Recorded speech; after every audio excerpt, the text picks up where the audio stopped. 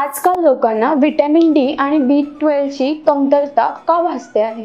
आजकाल कसं आहे, काही लोक व्हेजिटेरियन असतात. तर व्हेजिटेरियन फूडमध्ये खूप काही जास्त व्हिटॅमिन B12 शरीराला मिळत नाही.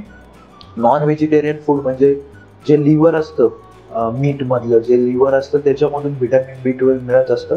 व्हिटॅमिन B12 हे अत्यंत महत्वाचा घटक आहे शरीरामध्ये. ते नर्व्सला सुद्धा जपत असतं आपल्या. त्याचं वेअर अँड टिअर हे व्हिटॅमिन B12 बघत असतं.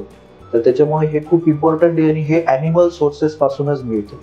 किंवा मग जे लोक सप्लिमेंट घेतात मग त्यांना त्या पद्धतीने मिळतं.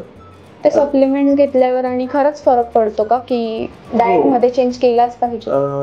आता जे लोक व्हेजिटेरियन आहेत, जे नॉन व्हेज नाही खाऊ शकत, तर मग त्या लोकांनी सप्लिमेंट किंवा मग त्यांची खूपच व्हिटॅमिन B12 खूपच कमी आहे, त्यांना न्यूरोपॅथी डेव्हलप झाली तर 100% त्यांनी घ्यायलाच पाहिजे supplements. But after consultation of your physician मगच घेतलं पाहिजे. आता राहिली गोष्ट व्हिटॅमिन डीची, तर व्हिटॅमिन डी हे शेवटी सनलाईट पासून मिळत असतं. तर ज्या लोकांचं वर्क घरी बसूनच आहे आणि ते सनलाईटला जास्त एक्सपोज नाही होत, तर त्या लोकांमध्ये व्हिटॅमिन डीची कमतरता असते. ऑब्विसली व्हिटॅमिन डी हे बॉडीमध्ये खूप साऱ्या रिॲक्शन्सला पण लागत असतं आणि कॅल्शियम ॲब्झॉर्प्शनला पण लागत असतं.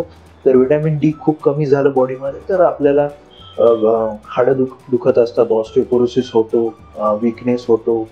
या सगळ्या गोष्टी कॉमन असतात. त्याच्यामुळे व्हिटॅमिन डी जर खरंच खूप कमी असेल तर तुमच्या जवळच्या डॉक्टरला कन्सल्ट करून मग तुमचं व्हिटॅमिन डीचा डोस हे घेतला गेला पाहिजे. आणि सकाळी थोडं कवळ्या उन्हामध्ये जरी गेलं तरी पण थोडं व्हिटॅमिन डी मिळेल.